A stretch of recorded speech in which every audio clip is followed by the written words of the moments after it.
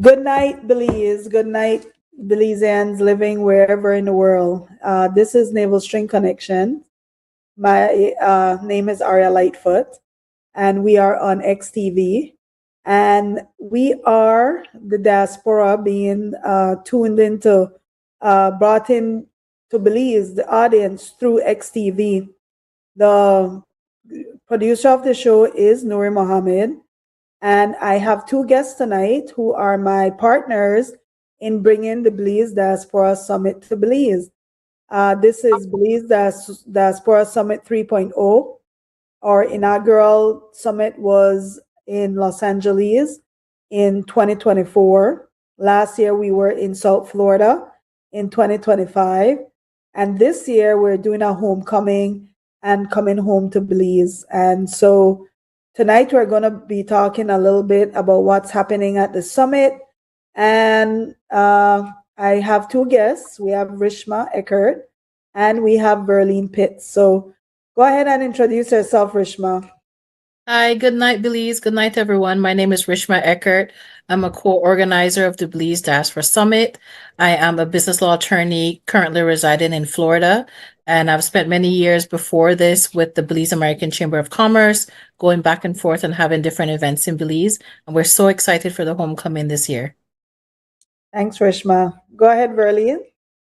Hi, Verlene Pitts, and also a co-organizer. Very excited about bringing this home to Belize. I am a project manager with Progressive, but of course, spend a lot of my time in trying to give back to Belize, working whenever possible with the two of you to just really stay connected to what's going on the ground in Belize. And that actually facilitates a lot of trips to Belize. And so with me being in Florida, it's not really hard to hop over.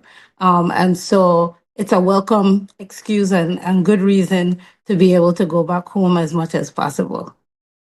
I won't say I'm not jealous of you guys in Florida. I think Chicago hasn't figured out summer yet. So today we're still in the 60s and we're still in the hundreds. Feels like. I'll take the hundreds though. I'm not kidding. I'm so tired of the winter and the whatever. All right, guys. So why the Belize Diaspora Summit? And Rishma, you could start off, because we have been organizing with the Belize American Chamber before this. But could you just give a little bit of history about the Belize Diaspora Summit? Sure. So both ARIA and I were on the board of the Belize American Chamber of Commerce.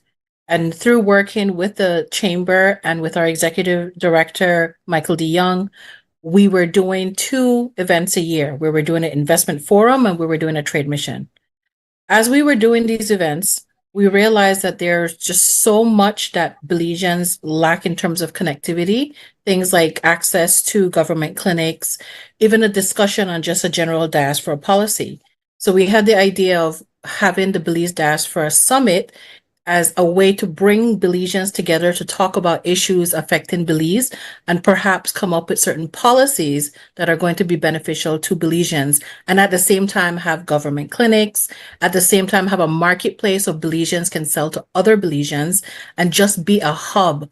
The idea for the summit was that every year we would be the hub for Belizeans to come and meet and organize and network and just have that feeling of camaraderie, especially if you live in different places within the US, or even if you live in Canada or the UK, you can always have a place in the summit where you can come back and meet your Belizean people and feel that sense of community.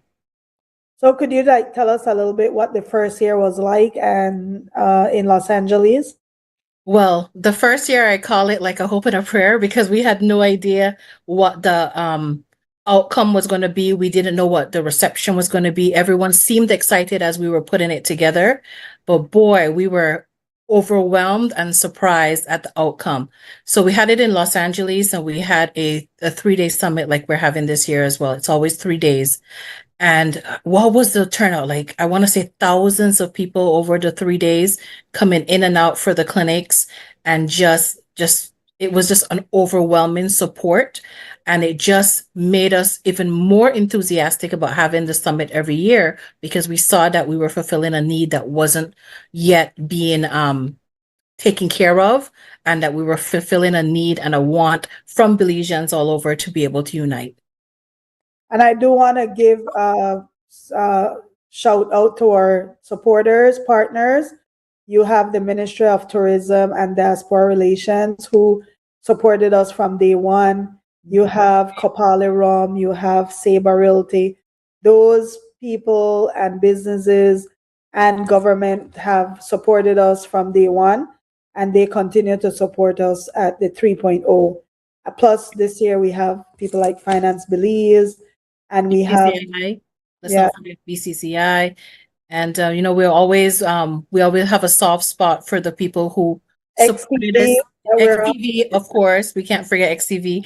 We always have a soft spot in our hearts for the people who supported the first year, because really no one knew any data, or we had no idea what it was going to be like, but they took a chance on us. It was successful, and we're going to keep on going, and we are just so appreciative of our strategic partners and our sponsors. So just to give a little history, me and Verlene now, we organize differently. Me and Verlene, we're doing the Civic Fellowship, and we do all these different discussions around issues that we think are important for Belizeans. So last year, Verlene joined us, right? And she was handling the panels. So Verlene, could you just tell us a little bit about the panels? Because through some of these interactions, policy and things actually develop, and you'll see one of them specifically 501pulse.com/summit, who is our app, our conference app this year. But go ahead, Verlene, just tell us about your work and development in this process. Okay, so we're going to have on the first day 3 panels. So I'll go through Wait, what before you hit today, tell us about last year, what you did last. okay. All right, fine. So going down memory lane, last year I believe we had, was it about 6 panels? I think so 3 panels for the first day, 3 for the second day. I don't remember specifically the topics in terms of like the titles that we give each of the panels, but I do know that we touched several issues that the diaspora partners with people in Belize. And so we were able to go ahead and get a mix of people in Belize, Education. health, youth. And so we were able to get a mix of people. We had professors from here in the States that are Belizean, and then we partnered with professors in UB. And that was a beautiful discussion around how can we partner and get better outcomes? How can they leverage what Belizeans here are doing and allow us as Belizeans that are away from home to contribute to education in Belize? And I know that several initiatives came out of that. We have professors from, I know Dr. Usher from Ohio State is currently in Belize. Well, actually, he was in Belize doing a sabbatical and did a lot of stuff with UB. So looking to hear some outcomes from that. I know that Dr. Williams also went ahead and did a speaking series in Belize, and that was live streamed. So that was fruitful. And then there's several projects that they're doing that came out of that discussion. From the medical standpoint, there's been some partnerships with the different medical facilities in Belize. The donations continue. We were looking to be able to clear up some of the challenges when it comes to do big, large donations going to Belize. You know, when you have medical equipment that we can send from here, how do we facilitate and make that an easier transition? Still looking for more opportunities there to make that seamless. But a lot of good things came out of those discussions. The youth panel was a particular favorite of a lot of people, because just hearing from young people and the ones that are here that may be studying and are considering returning, or maybe considering relocating, but wanting to stay connected and wanting to continue to contribute to Belize. So those discussions are always fun. So we're bringing back the youth panel because, like I said, it's a favorite. And so this year we have Destiny Wagner as a moderator. She was the moderator last year. She did an excellent job. I'm so impressed with her. And we have panelists that would be Ashley Langford. We have Alan Pollard. We have Yulid Miller. We have Salima Barrow. And so this panel should give young Belizeans whether they're in Belize or in the diaspora, a voice and a space to be able to speak openly about the challenges and opportunities that are shaping this next generation of Belizeans. So that should be exciting. We'll have a digital transformation panel, and Dr. Dorian Arnold will be the moderator for that. We have Moshe Smith from Digi, and Digi has partnered with us to be or streaming for the events, and so we're grateful to them. They'll be on the panel. We'll have Reese Petir, who does the 501 Pulse, and some exciting ways to digitize this summit and make it interactive. So the app will be launched in terms of like the new features on there. So looking forward to hear more from that and seeing how others can use it when they have summits and in other ways. We have Tirza Gabriel that will be on the panel as well. And she does cybersecurity. So just a full rounded conversation framed around digital readiness for economic growth and the risks, cybersecurity risks, talking through that, and then whatever infrastructure gaps that might affect our economic growth, that will be ventilated in that conversation. So the outcome really will be an exchange of knowledge, and then any support that the diaspora can give to secure economic growth in Belize. And then a very special discussion. The first panel is the Diaspora Nation Building panel. So Nuri is going to moderate that one. And on that panel, we have Dr. Williams, we have Margaret Usher, we have Opal Enriquez, we have Ambassador Murphy, we have Honorable Karim Musa, and Daryl Bradley. And I think that this conversation will set the tone for the summit, right? It's going to talk about moving the diaspora conversation forward, which is what we aim to do, right? And there is an emotional connection in terms of this discussion for us, because this really, like I said, sets the stage. And what we want to do with this discussion. One sec, I'll let Rishma jump in just a little sec to talk about the policy paper that we are working on for the Belize Diaspora Summit. That's going to Go ahead, Richmond. Yeah. Sure. So one of the things that we wanted to present this year that we have had discussions on is presenting a suggestion through via a policy paper. Now, we have different categories, and you might have to help me with this. There is the economic development category, the legal integration policy, the I know there's a health part, there's arts and culture, I believe, Verlene. There's am I Yes. forgetting any one of the categories? Oh, technology. There's a technology section as well.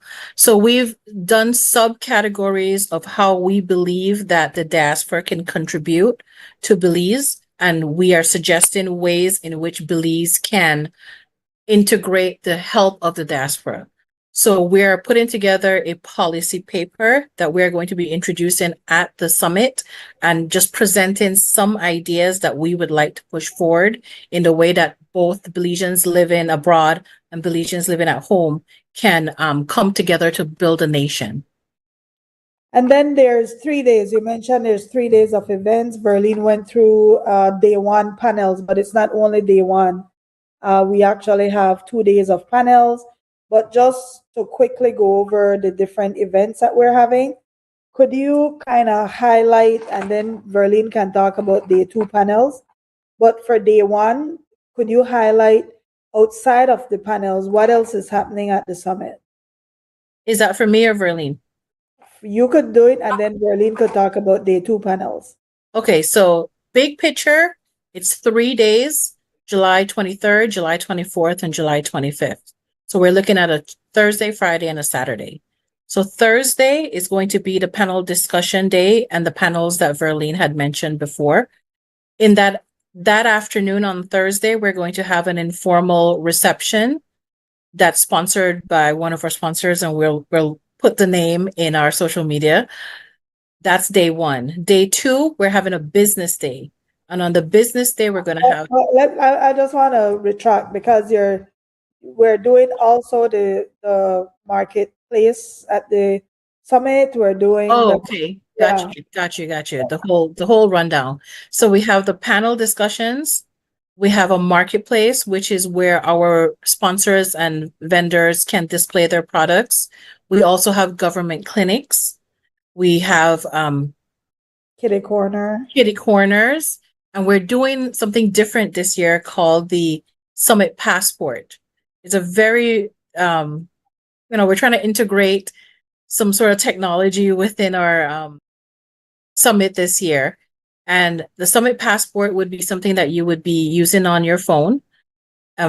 Then you would be able to go to different areas within the summit and have that area, visit that area. And when you're done with certain visitations to different things, you get a prize. You show us and you get a prize. So it's a very good way of being able to make sure you get the most out of your visit to the summit. So to get the digital passport, you need to just go to 501pulse.com/summit. /summit. Access the summit. Right. And then we'll have all that information too on our social media account. So if you're on Facebook, our page is called Belize Diaspora Summit. If you're on Instagram, our page is called Belize Diaspora Summit. So if you follow either one of them, we go ahead and we post the different links that you can download.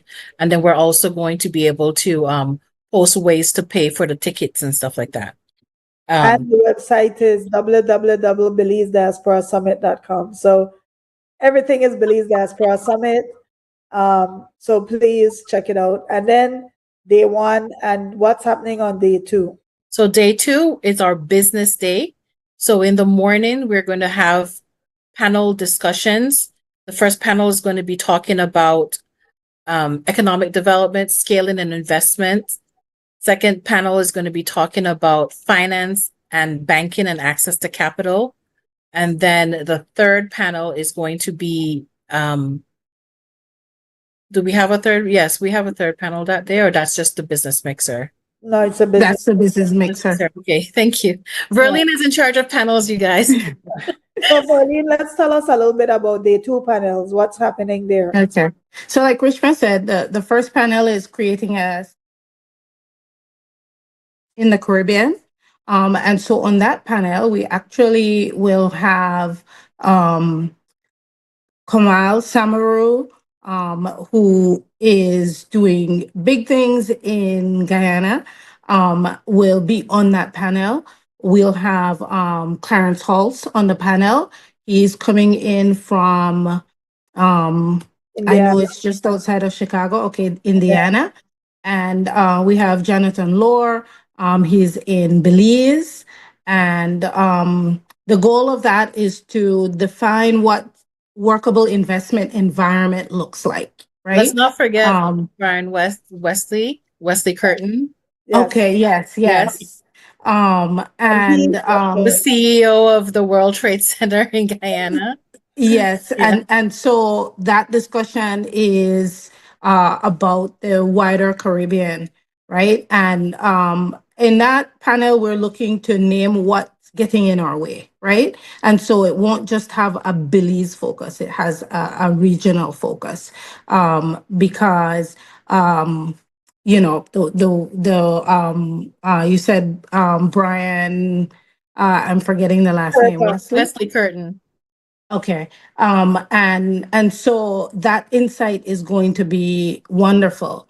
The second panel is access to finance and capital for business development. And our moderator there is Hiro Balani. And we'll have the central bank on there. So Deputy Governor of the Central Bank, Leticia Murillo, will have Mario Lara from DFC on there. And so this discussion really will focus on giving entrepreneurs and business owners a clear view of financing pathways that are available, right?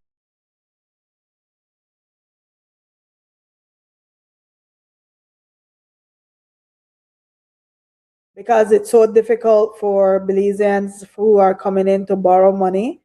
And even banking in general, being able to open a bank account or operate a bank account as a member of the diaspora can be a little bit difficult. So I'm very much looking forward to that panel discussion. Yeah. So looking to demystify, right, and connect people to the real next steps. So people who are looking to invest and want to transition. There are a lot of people that want to transition from Belize back home, and this information will be where their ears will perk up, right? So very excited about that. Wonderful. And then day 3, we have. We're not done with day 2, and I think we missed something from day 1, the fire hot discussion. Yes. Thank you for the fire hot chat. Yes. Fire hot discussion is about, again, incorporating some sort of not policy, but policy and discussion about how regionally the diaspora can help building the nation at home. So again, on that Fire Heart discussion, we have Mr. Samaru, Mr. Curtin, and we have Dr. Andrew Trumbach as well, because this summit is the first summit where we brought in regional experts, because it's very important that as we're building a nation, we don't have to reinvent the wheel. There's a lot of Caribbean countries out there who have already done or have been several steps ahead of us. So I don't think that it's a bad idea, and we didn't think it was a bad idea to actually try to incorporate that regionalness, because at the end of the day, we want to build our entire Caribbean community as well, Belizeans and the Caribbean community. So I think I need to add specifically Guyana. Guyana has one of the largest diaspora in the world. I think China, of course, United States, but when it comes to the Caribbean, they have a lot of people from the diaspora.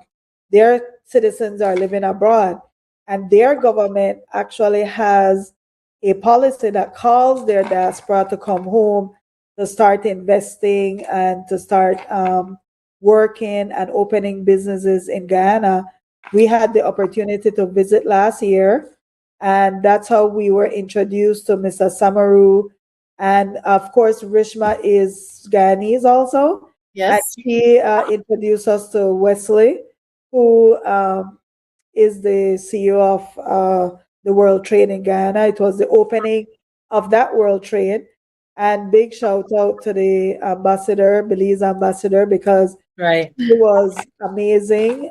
She really laid out the red carpet for us and introduced us to so many different people there. Gail, um, that Miller. was yeah, that was amazing, and it shows you like when like-minded people get together, they have the ability to make substantial changes.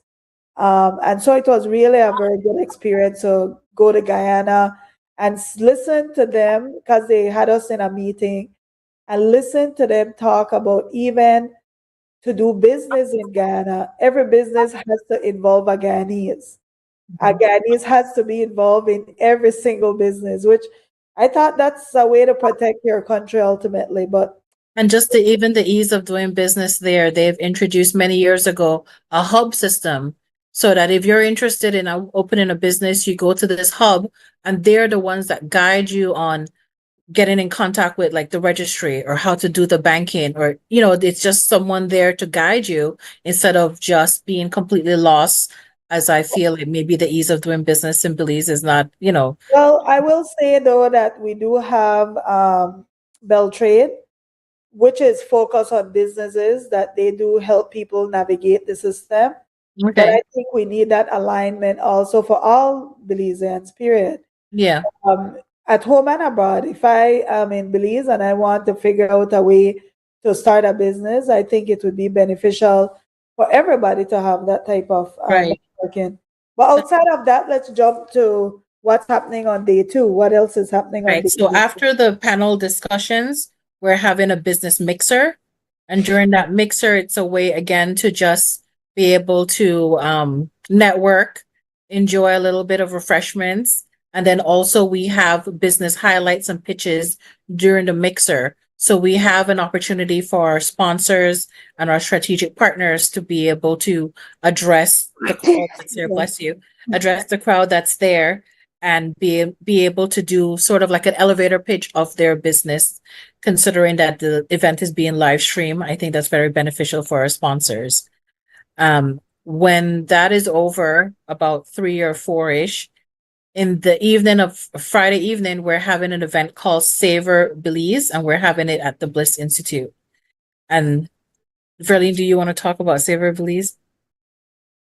Yeah, sure. I can take it from there, but I want to circle back on the Fire Heart chat because I think it is a special treat that we'll have Candice Gibson actually moderate that.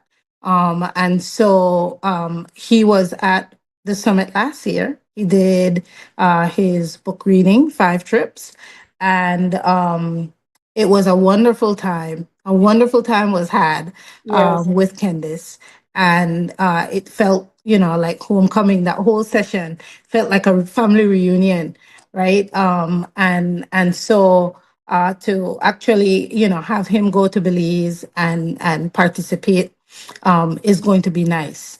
And so at the Bliss, you can go ahead and picture just as you enter a number of things happening simultaneously, right? So painting, music, dancing, people with their books displayed. Candice may have his five trips there.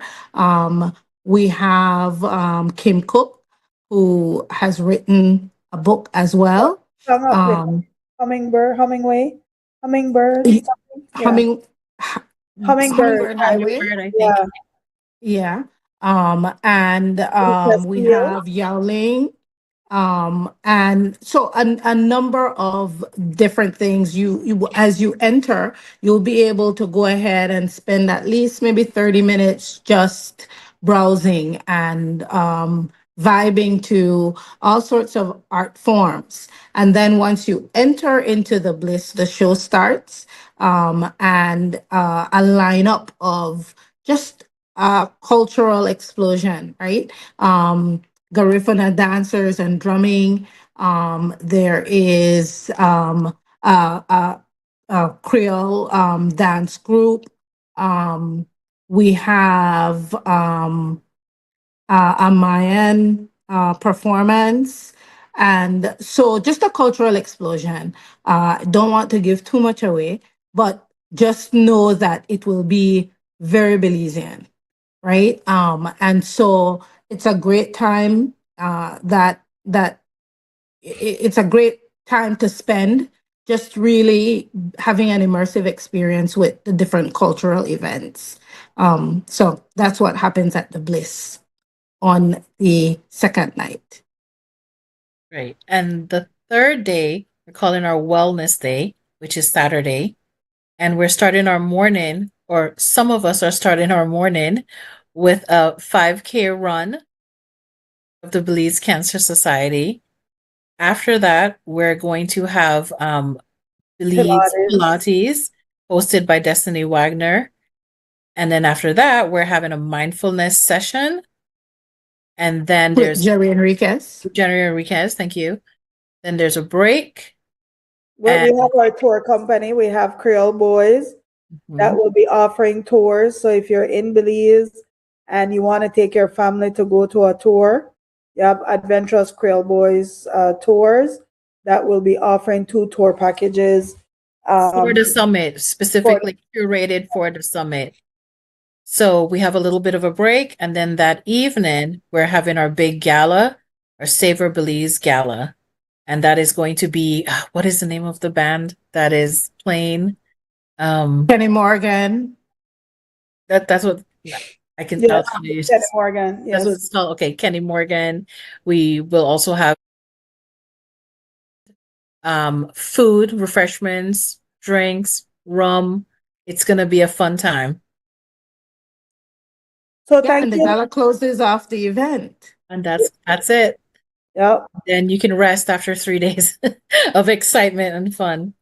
It's also a great opportunity for Belizeans to connect with each other. And it's a great opportunity if you're a small business and you need to connect with somebody in Chicago, Florida. Maybe you want your business to come over this side, or maybe somebody in the diaspora wants to do some sort of business with Belizeans at home, or just bring awareness to your business or your issues.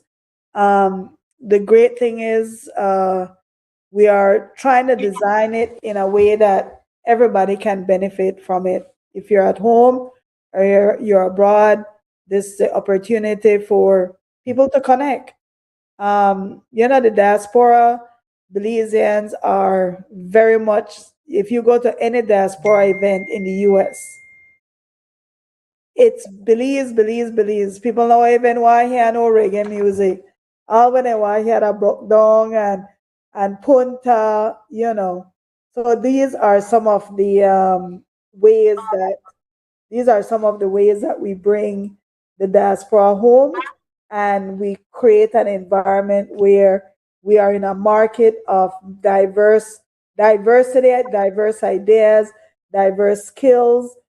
Sometimes I don't think we appreciate the scale of Belizeans living in different parts of the US, whether it's small business, whether they're working in the medical field, Yeah, some just the people are CAs, professionalism. they Yeah, have, just the diversity of the professions as we're putting together the marketplace and the panels, we're realizing how much I don't think there's a profession in the world that there's not a Belizean or a Belizean in a diaspora not doing that. And we really need to highlight our own and highlight how to build our nation, which is why the policy paper becomes important, and then having these types of events become important too. indeed. And I do want to say that, again, thank you for our sponsors, because this is very labor intensive and it's a lot of work that's put into it. And our sponsors have believed in our vision for several years now. And it goes without saying that we need to continue giving them the attention and praises, because they believe they've done business with the diaspora themselves. They understand the importance of connecting Belizeans. And we're in a new political environment. You see that a lot of countries around the world are becoming more, they're starting to close off from this globalization. There's a subtle rejection. And so a lot of people are now calling back their diaspora. I don't know if people realize China right now, China is actively trying to recruit back all their Chinese talent and American doctors right now. So there's this belief that, okay, you guys have gone out there, you've learned everything, it's time to bring it back home. And I think Belize is Belize is on the cusp. We have so many talented Belizeans, and if we can let go of our divisiveness and find what makes us common, like what's common amongst us all, I honestly believe that we are going to be just an amazing country. We have amazing people, and it's inevitable that that energy is going to pass on when we come in. We hope that's the energy that we bring, that energy of connectivity and connections. Now, do you ladies have any final words or anything that you want to say? I just want to add that on the flip side of that too, Aria, it's not only that the country is calling back its diaspora, the diaspora wants to go back to Belize. So it's, and you talk about divisive political societies. Right now, there's a lot of people who are just trying to find another way of life outside. Is, I want to say, especially in the US, people are just looking to have a simpler life, a more inclusive life, a more feeling accepted. And a lot of people are trying to go home again. If you haven't already set up some sort of maybe retirement plan to go back to Belize, and almost every Belizean I meet wants to go back to Belize to retire. So it's the opposite way as well. The Belizeans living abroad are looking for that sort of homecoming. Um, and I guess the final thing I want to add is that to keep updated, we're still putting the programming together. We have most of it done, but there are going to be tweaks here and there. And the best way to keep updated on the programming, what's going on every day, and how to pay for some of the ticketed events is to please just follow us on our social media accounts, because that will be updated. So again, on Facebook, it's Belize Diaspora Summit. On Instagram, it's at Belize Diaspora Summit. And then our website is BelizeDiasporaSummit.com. So all the information is going to be there. Make sure you follow us, and then you'll have all the ways to see what's happening for the 3 days and pay for the ticketed events, and see some of our on the website. It has the bios of our panelists. So it's just a way to be able to make sure that you're in the know when it comes to the summit. And don't forget 501pulse.com/summit. Verlene? So I'll say, this July, something powerful will be happening in Belize, and that's the summit, right? And when Belizeans descend on Belize, there's a lot of connections that can happen. So I would just encourage people to definitely attend, people at home, people who are here, fly in. If you're flying in for the summer, make sure you attend this event. I think that you will connect in ways that matter, right? I think the 501 Pulse app is really going to be a powerful way for us to network as Belizeans. And I think that everything that we've mentioned, the entire lineup, from the panels to the clinics to do passport, to do land transactions, to do a number of different things, whether it is to initiate it, because vital statistics will be there. So you might not be able to get actually like every single thing done, but you can get information on how to do the different transactions that you might need to do. And so everything's going to be under one roof for you to be able to have access to all of this.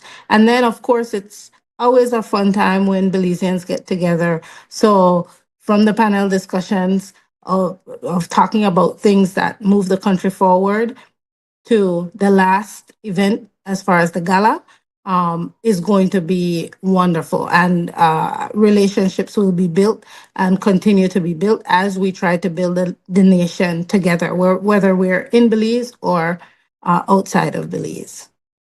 Thank you, ladies, for coming on. And again, thank you to our sponsors, which is the Ministry of Tourism and Diaspora Relations. They have been one of our biggest supporters. We have Finance Belize, we have Digi, Sabre Realty, we have Niche, who is giving us the opportunity to use the Bliss and their facilities. And we have a lot of small sponsors also. BCCI. BCCI, the Belize Chamber of Commerce and Industry, definitely. And we please check out our pages and you'll see the different events happening. We're excited. It's less than a month now. Well, I'm always excited just to be in Belize, so that's my point of excitement. So with that being said, we're just going to take a break, and then I'm going to come back with my guests from Garifuna Flavors in Chicago. So take care. Ooh, I'm jealous. I want a DoorDash for it.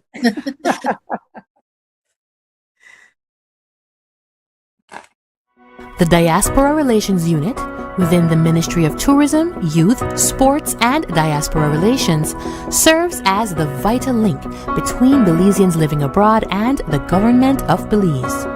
As a unit, we strengthen relationships, encourage engagement, ensure that Belizeans around the world remain connected to their homeland, and make sure that wherever you are, Belize still feels like home. Another major initiative managed by the unit is the Diaspora Returnee Incentive Program, DRIP. This program was established to attract Belizeans in the diaspora who are considering repatriation. Through the program, eligible returnees are entitled to import household and personal effects, tools of trade, and a personal transportation free of import duties and taxes. It's our way of saying, welcome home, and making your transition back to Belize as smooth as possible. Another important aspect of the unit's work is the coordination and distribution of in-kind donations from the Belizean diaspora and friends abroad. As a unit, we organize and host diaspora meetings with large Belizean communities. These in-person gatherings allow for open dialogue, information sharing, and collaboration between the government and its citizens overseas. Through these interactions, Belizeans abroad are informed of national initiatives and can share their perspectives, ideas, and contributions towards national growth. We also attend events held by the diaspora to continue meaningful dialogues, share updates, hear ideas and inquiries, allowing us to keep the Belizean bond strong. Visit our website to access our chat feature. It allows Belizeans abroad to connect with our team directly for any inquiries or support. We encourage all Belizeans living abroad to sign up to our registry. This will help us keep you informed about initiatives, events, and opportunities to engage with your home country.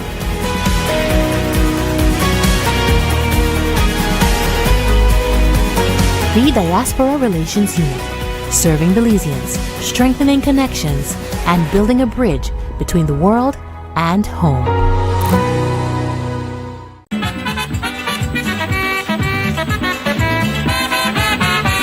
I am a true born Belizean. I am proud to be a Belizean. Tell them that we bande. Yo bande, yo bande.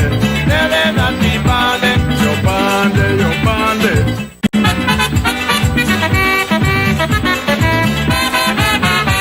I am a true born Belizean. Tell them that we bande. Belize my home, my native land.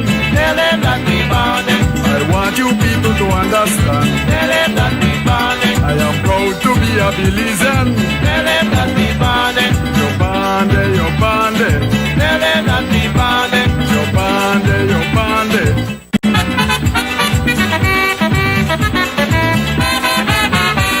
I am a true born Belizean. Tell them that we bande. Belize my home, my native land. Tell them that we bande. I want want you people to understand. Tell them that we bonded. I am proud to be a Belizean. Tell them that we bonded. Yo bande, yo bande. Tell them that we bonded. Yo bande, yo bande.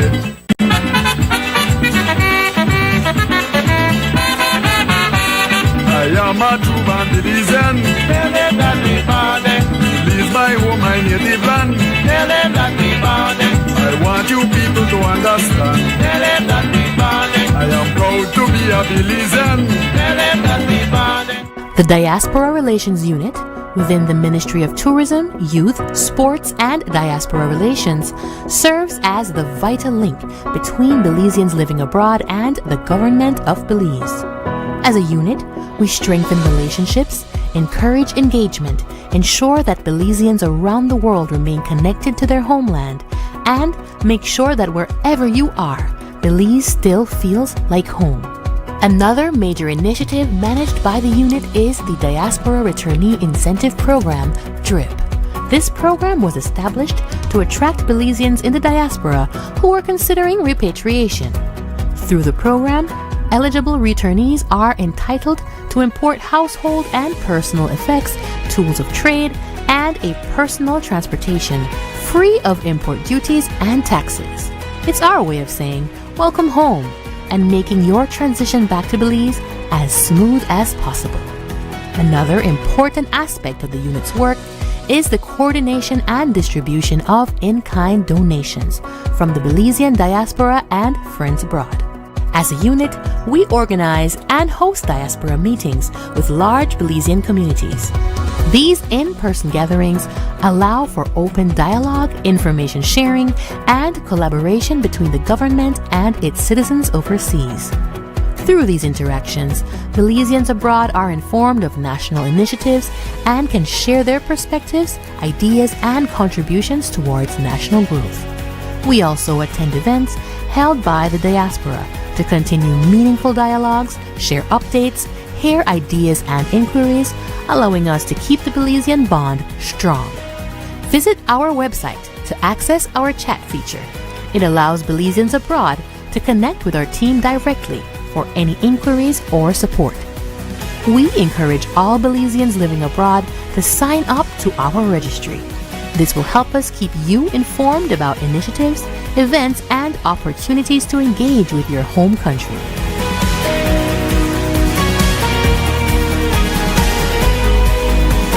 The Diaspora Relations Unit, serving Belizeans, strengthening connections, and building a bridge between the world and home.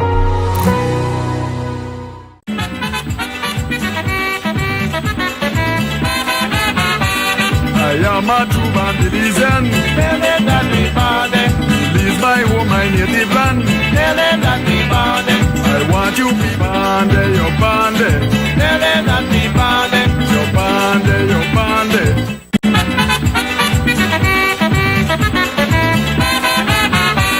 I am a true Belizean. Tell them that we bonded. Belize my home, my native land. Tell them that we bonded. I want you people to understand. Tell them that we bonded. I am proud to be a Belizean.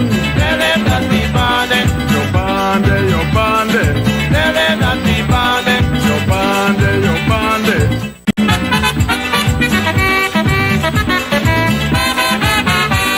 I am a true Belizean. Tell them that we bonded. Belize my home, my native land. Tell them that we bonded. I want you people to understand. Tell them that we bonded. I am proud to be a Belizean. Tell them that we bonded. Yo bande, yo bande. Tell them that we bonded. Yo bande, yo bande. Hey, welcome back. We just had Rishma Eckert and we had Verlene Pitts that were talking about the Belize Diaspora Summit 3.0 that is going to be in Belize City, July 23rd, 24th, 25th. And now I'm back with my guest, Mr. Castillo, Rodel Castillo, who is more than just Garifuna Flavors in Chicago. He is involved in a lot of community efforts. He is a teacher or was a teacher, and he has a very exciting background. A co-founder of the Progressive Garifuna Alliance. He created a platform to preserve and promote Garifuna culture worldwide. And just a little bit about Garifuna flavors, right? Garifuna flavors have been featured on the Food Network in the United States. Recently, they got honored by the White Sox in Chicago. And my most exciting thing is because I finally visited it. I visited this weekend. And I just think that, again, Belizeans are doing amazing things and we need to highlight them. So, welcome, Mr. Castillo. How are you? Thank you. Thank you for having me. I am doing great. I am so excited that you're here because you guys are movers and shakers in the Chicago area. But before we get into that, could you just tell us a little bit about yourself and growing up in Belize? Because you grew up in Belize and you mentioned growing up in the Dangriga, Toledo, and Hopkins area. So tell us a little bit about growing up in Belize. Well, born in Dangriga, so many moons ago. Of course, educated um, in the Hopkins, Dangriga, Sand Creek area. Eventually ended up in Belize City, attending Belize Teachers College, but also did some teaching at Independence, Mango Creek, and in Roaring Creek while I was, again, I lived in Belmopan for a little while. And that's my hometown, Belmopan. Okay. What was it like growing up in the South when you were growing up at your time and attending school in Hopkins? Vibrant, full of culture. I grew up in between Hopkins and Dangriga. It was the mecca of my culture.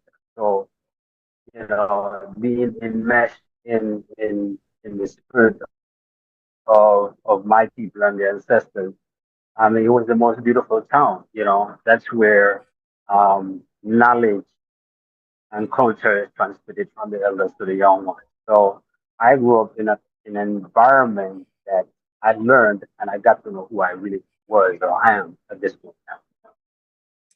And at some point, what were you teaching? You said you went to teachers college. What years, what schools were you teaching at? Well, I taught in Mango Creek Elementary School, Anglican school, and I also taught in Roaring Creek Catholic school. So general subjects. Yeah. So those were two of the places that I taught for between college and being a teacher. This was like a 6 year span of time. And at some point, you decided that you were going to move to the United States. What age did you move, and what does that move like? Like, how did that? Why did you move from Belize, and how was that move like? At that time, the highest level of education in Belize at that time was teachers college. That was the tertiary level institution, and I wanted to go further, and nowhere in Belize were there any university level, so to speak. So I wanted to further my education and seek other opportunities outside of working within the government and being a policeman or a military person or a teacher. There weren't too many opportunities available at that time. Mind you, this was like sometime around early 1980, 80, 85, 86, during those times. So after I graduated from Teachers College, the only thing I was going to do was continue teaching. But I wanted to further my education, and then there was no opportunity for me to do that at that time. So when you first migrated, where did you migrate to? Was it Chicago? Um, a brief stint in California, San Diego to be exact, and 3 months later, I came to Chicago. My significant other, my wife was already here, so I had to come and join, reunite, so October of 1986 is when I actually came to Chicago. And what was that experience like coming from Belize as an adult? I know a lot of people come on the show and talk about the culture shock.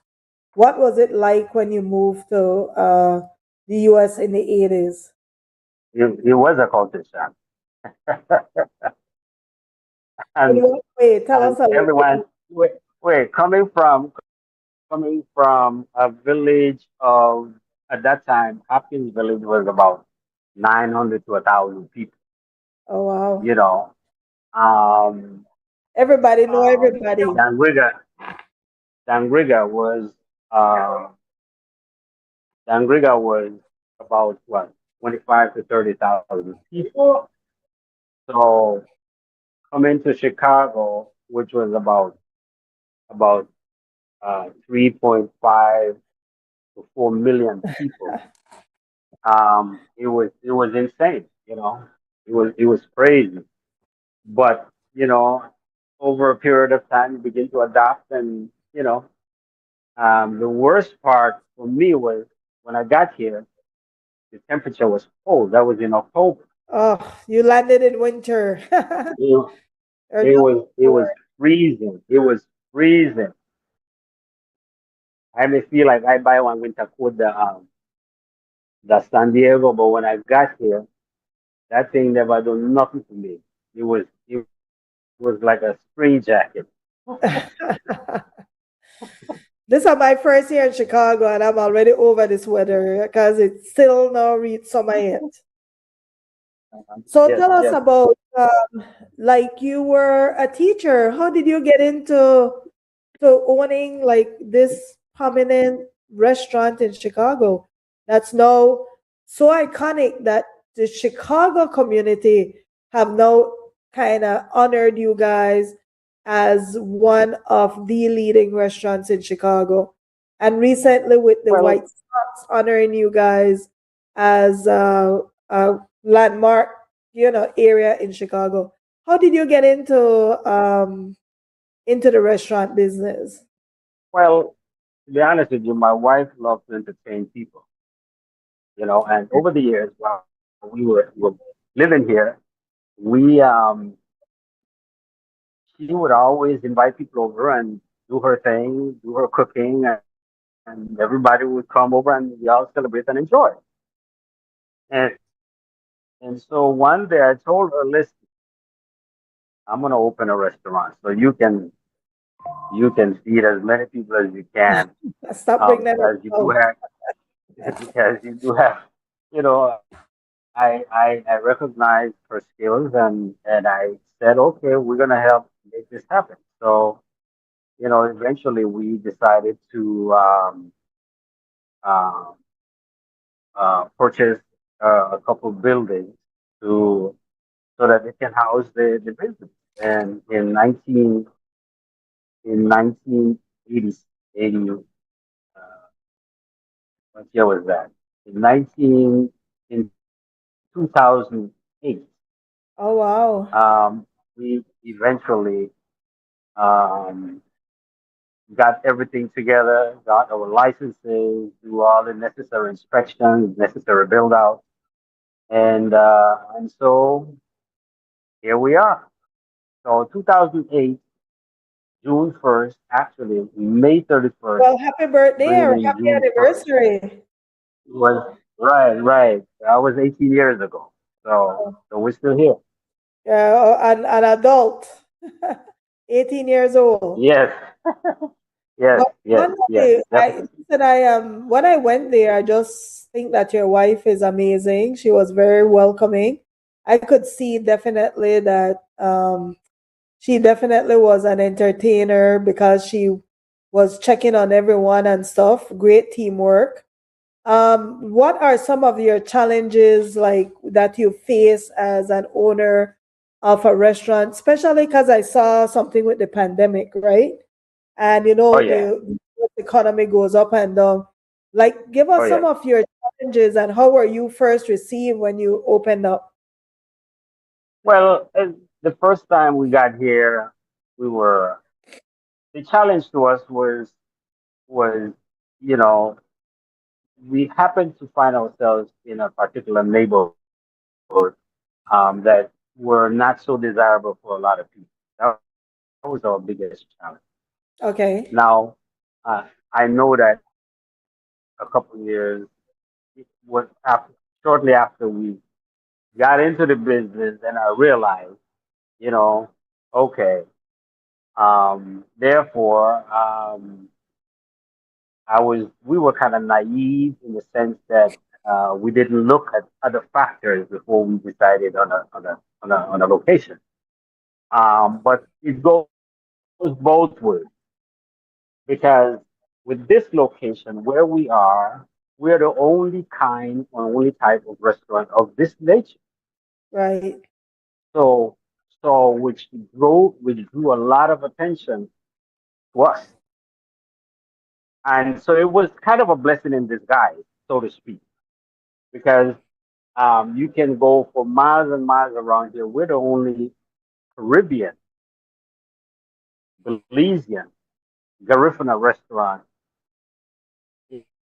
in this area, and so we that became an attraction for a lot of people all the way from the north side of Chicago, south side, east side, west side, even not only that from the Chicago suburbs. They all come looking for um, this restaurant, and the fact that Belize has been put on the map by this tourist industry um, um, gives us an additional edge also because when they hear it's a Belizean restaurant, oh, let's go there and taste the food before we go to Belize. So we do find a lot of that happen. And what about the Garifuna community? Because Honduras, I think there's a Garifuna restaurant in Tampa, if I'm not mistaken. Do you get Garifuna from different countries also coming in to taste the food? Are they surprised by the?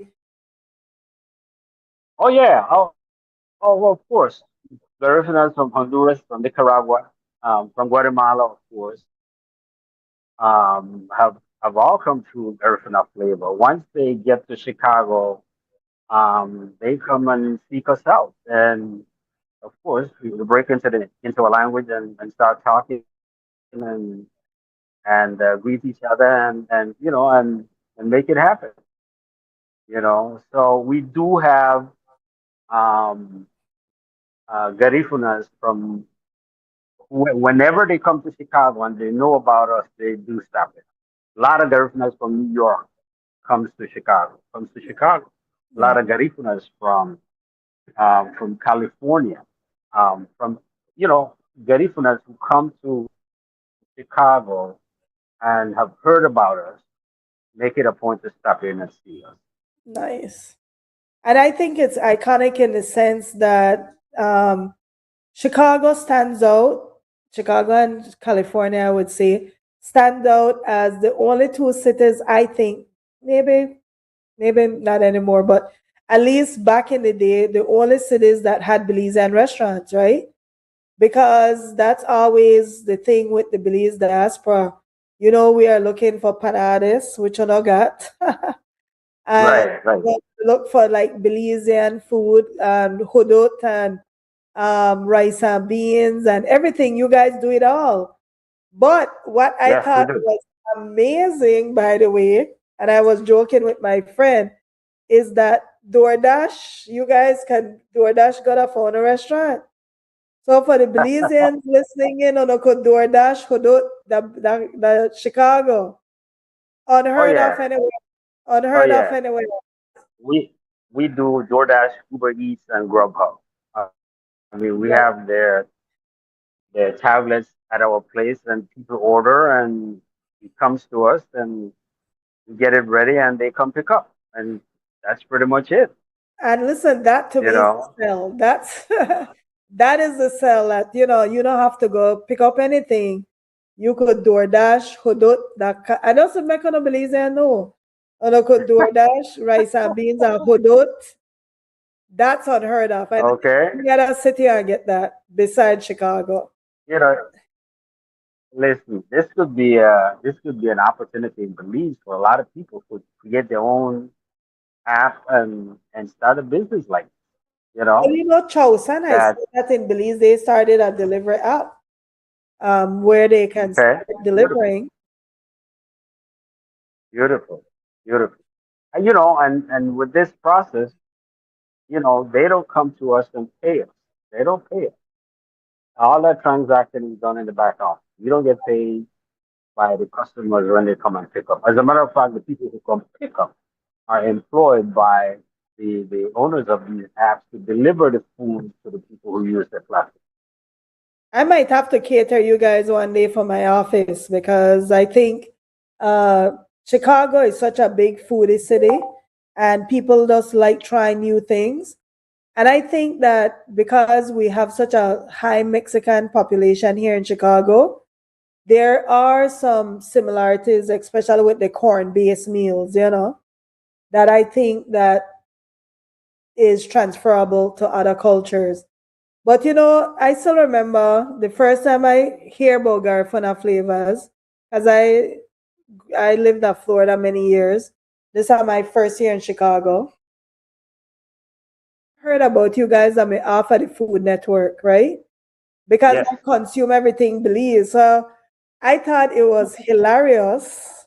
And I told Uh-huh. her wife that when I saw her. What's the guy's name from the Food Network that went there? Guy Fieri, The guy Pierre. I Guy Fieri, Pierre. I know even Fieri. but when Yeah, when he went there, to me, the almost like he sell that for no because the like a hand in a one thing to eat and then it and the, like a whole mouth full up and it still the dig for more thing while the wife did it. I don't know that to me I mean the most hilarious thing I see. And I like man for the food was really good because I like my boy in the eat the stuff him out while he still try put a hand in other things. man So what enjoyed it. He enjoyed it. so how did y'all connect with him? Somebody wrote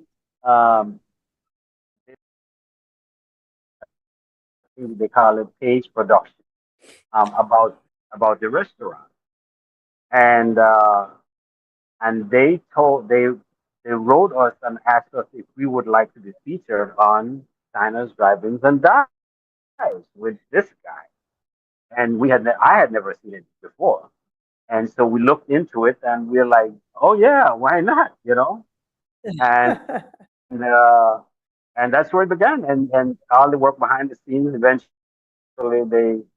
they showed up, and it was actually they did 36 hours of shooting Oh at wow. location, and it was condensed to about what 12 minutes of network time. Well, I must say, Yeah, cut all his eating in a one shot because my boy just made it stuff him out during the yeah, whole and the time. impress and the impressive part about it was that we could have never afforded that kind of Advertising. advertisement. What? Yes, So I guess because people just showed up, huh? yeah, because the value of what we got from the Food Network would have cost us 1.2, $1.3 million, and the only thing we had to pay was with the food. Food. Right. We just had to open the restaurant, and people came in and they sat and they ate, and that's all we had And to do, and which was he ate. worth it for us. So tell us also about some of the awards that the Garfana flavors have won in Chicago. Well, one of our biggest award was at the Taste of Chicago. The Taste of Oh, Chicago is an annual event that um, attracts about uh, about 6 to 8 million people visitors. Food, wow. yes. I think So is it in summer? I think last year they had it right at Grant Park. Is that like one of the, exactly. What you saw I was on went last year. a small scale. What Okay. you saw last year was on a small scale. Oh, Prior wow. to the pandemic, prior to the pandemic, you had about 6 to 8 million people walking through Grand Park with about 100 plus restaurants lined up on the street. I Um, scared at it with the crowds. uh, yeah, so out of 100 restaurants, the Garifuna flavor was chosen the best in 2019 out of 100 restaurants. So Listen, I that mean, I just want people to understand who is not from Chicago. I have never seen so many different cultural restaurants in a one space, right? That now a big deal for make you win out of, because when I see it last year, I mean like food on steroids. So that oh says yeah, a lot about what you guys are doing out there. yes, And that's amazing that you're definitely, Belizeans and you're doing this, right? And I feel like you're doing it quietly, even though it's a big deal and it's getting the news out there because you've been featured by the consulate in Belize. I feel correct. like that, like, still it's quiet. I don't know why. I feel like it's not celebrated enough that we have Belizeans that are just doing amazing things and quiet. Because when I walked in, honestly, for see you and your wife, they run that restaurant, and your wife is so welcoming and stuff. I think that be an extremely awesome experience, to be honest. And then to see that Thank you you. have this type of recognition, and maybe we not talk about it enough, but I thought that was cool when I went in there to see that you guys are doing this between you guys, you and your wife. But I do want to tell us about other things that your restaurant has done, because your wife was telling me that you guys also do a lot of catering for like the different places that are maybe some of the political parties, some of the different events Yes, that are going on. right. Yes, we do. I mean, um, we we do a lot of catering to a couple movie sets in Chicago. We also do catering to the universities, colleges here.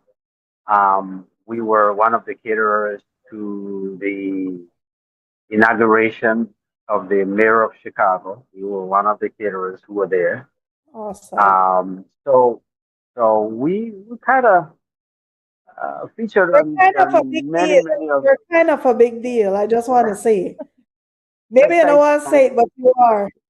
And I just want to read the list because it said that you guys have been featured on the Food Network, which we talked about, Drive-ins and Dives, ABC's Hungry Hunged, Win the City Live, WTTW Check, WGN Chicago's Best, The Taste of Chicago, that, and you've been recognized as Yelp, one of the best Caribbean restaurants. So that's a big deal. That's not nothing small. That's 18 years of hard work, right?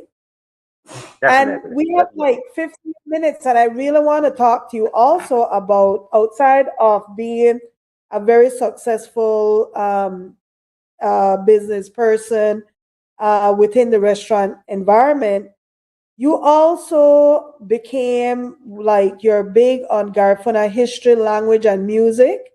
So tell us a little bit about that part of the advocacy that you're involved with.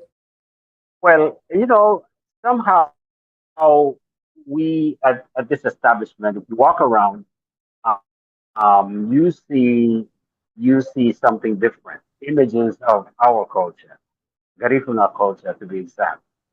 And everyone who walks in there notices that, okay,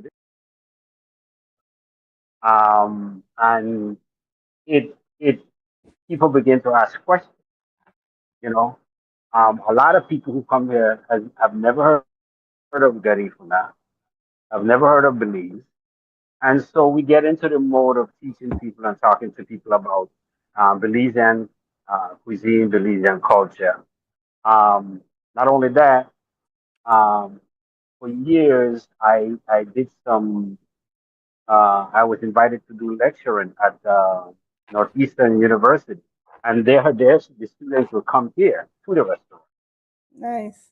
and then while they eat, we talk about Belize and Belizean culture, Garifuna spirituality, and all of those things. So for years I was doing that. So we've had students from elementary schools who come here to learn about the culture and the cuisine. So this became kind of a meeting, and there are so many teachable moments that we've experienced at this restaurant. So it's more than a restaurant. It's kind of a cultural Community, right? It's event. a community. Exactly. Tell Yeah, me a a little cultural bit about community. the Progressive Garifuna Alliance. Tell me a little bit about that.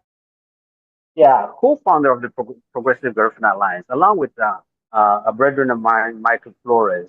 Um, what we were doing was showcasing Garifuna culture throughout the city of Chicago. Not only showcase Garifuna music, arts, and dance, but we were also um, appearing live on several television programs speaking about the challenges to Garifuna culture, history, and present day Garifuna in Chicago, and what we're doing to keep preserving the Garifuna culture. So do you guys, it says you also produce music and Yes. I'm also a musician, as a matter of fact. Um, my music is actually on the YouTube. Um, if you go on YouTube and you look for Rhodey, Rhodee Castillo, many of my music will pop up, and people could have a listen. Um, okay. you know, there is some transition going on. Eventually, we'll be back in Belize at some point, and I'm actually working on a rehearsal studio in Belize for the time when I return. Have you connected with Bilal? Because Bilal is actually compiling all the different Belizean music. And maybe that's a good opportunity that you guys can connect Of because course, maybe he's aware of the music. He might be, I don't know, but that's a I good don't think. opportunity for you guys to connect Yeah, on that. I don't think we've connected. I don't think we've connected, but thanks for the reference. Yeah, he's We my certainly. co-host. He does the show Should. like we do it off and on. And so Hmm. he's working on a music project with the guy Duran, I believe.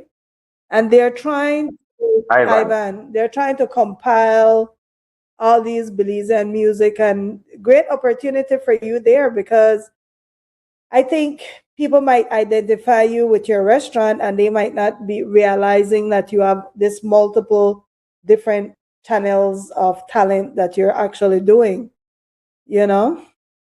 They will soon when the videos start coming out, music videos and appearances. They will begin to recognize there's a different dimension Okay, here. Pleasantly surprised, I may add. awesome. I will give Bilal your contact if you don't mind. Oh, oh, of course. Please do. Yeah. And tell me if somebody wanted to learn about Garifuna culture in Chicago, where would they go? How do I learn the Garifuna culture, the language? We know you have the food and you have the community, but what is being done to preserve the language and culture here in Chicago? Like I said, the restaurant has served as a meeting place for almost anything that is Garifuna. I mean, Okay. we can't host uh, a big party that holds about three, four, 500 people. We can't do space. Right. But we've hosted several November 19th celebrations right here at our establishment. Um, and and kids come. I mean, we don't.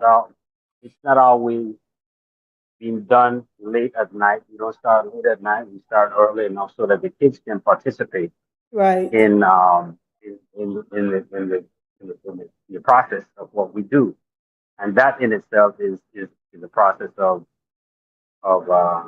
preserving the culture. So, like, what type of events you have for the 19th?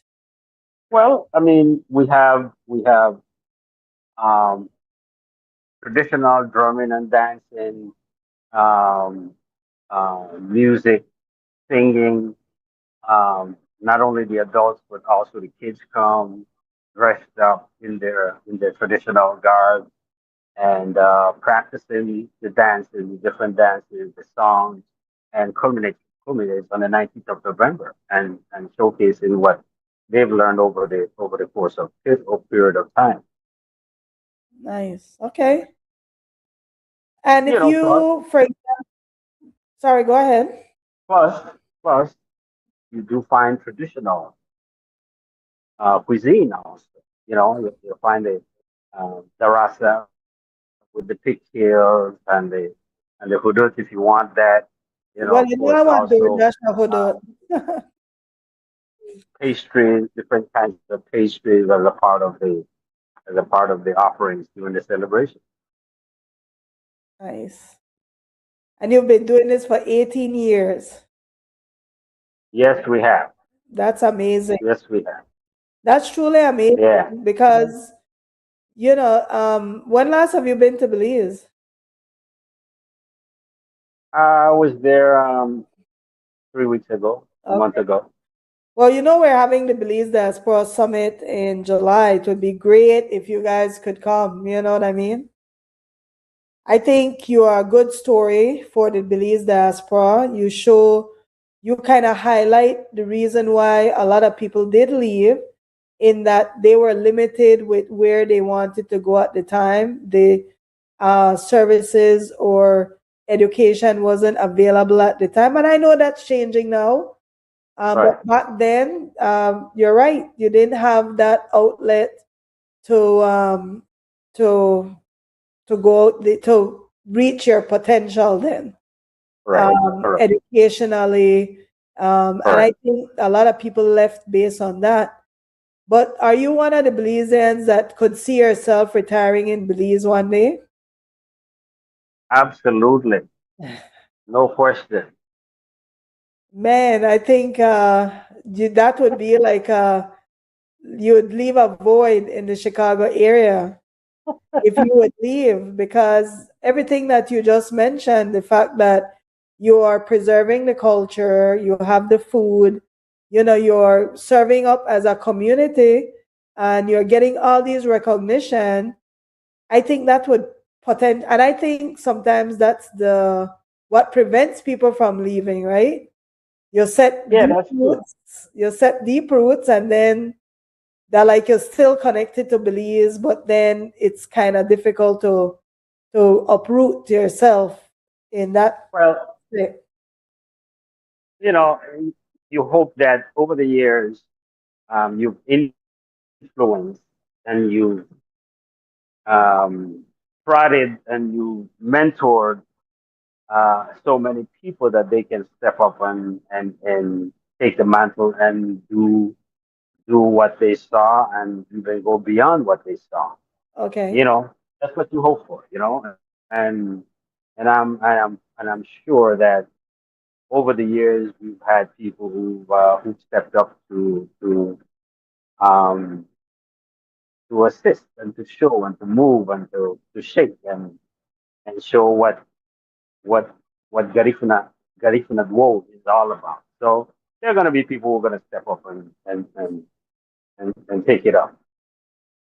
So even with that in mind, if somebody is not Garifuna but want to learn more, learn the dance, the culture and stuff, are you open also to other communities that might want to come in and learn from you?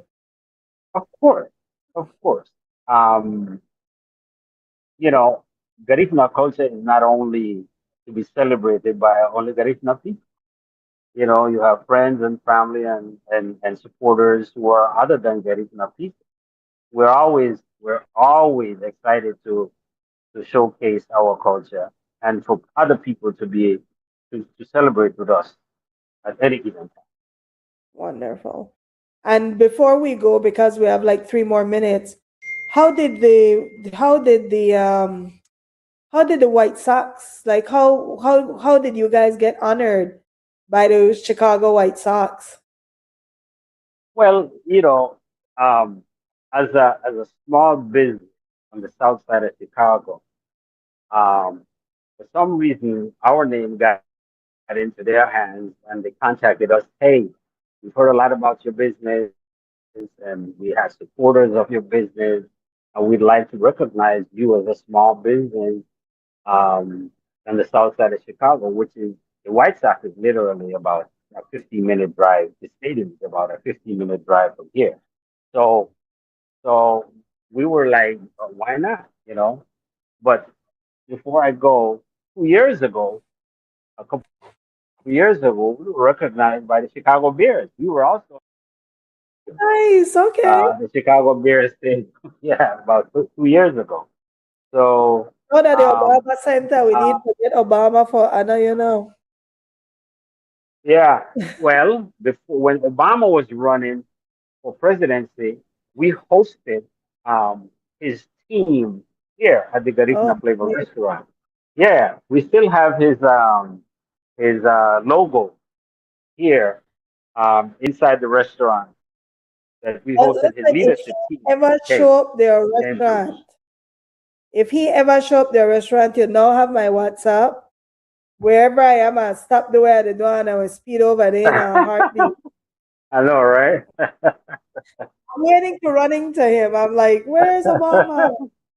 Yeah, yeah. The So, closest we've gotten to him was with team. his team.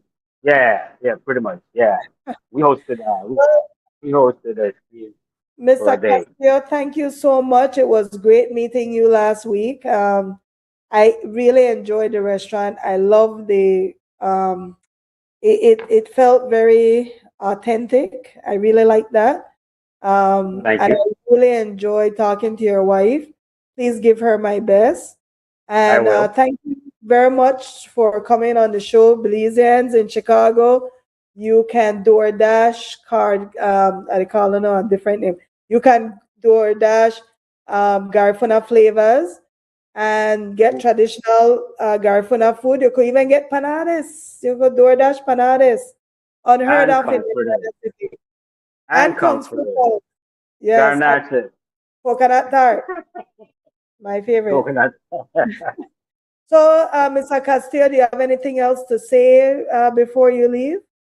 Well, thank you for having me on your show tonight. I appreciate the opportunity, and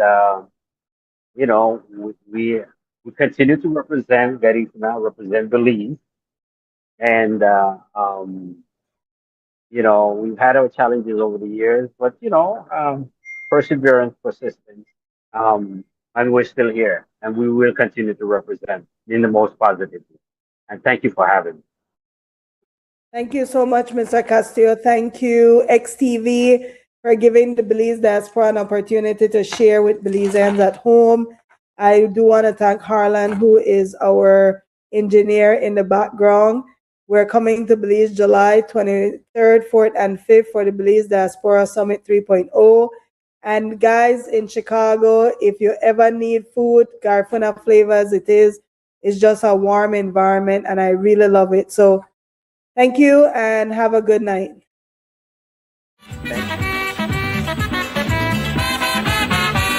I am a true Belizean. Tell them that we bad. Belize my home.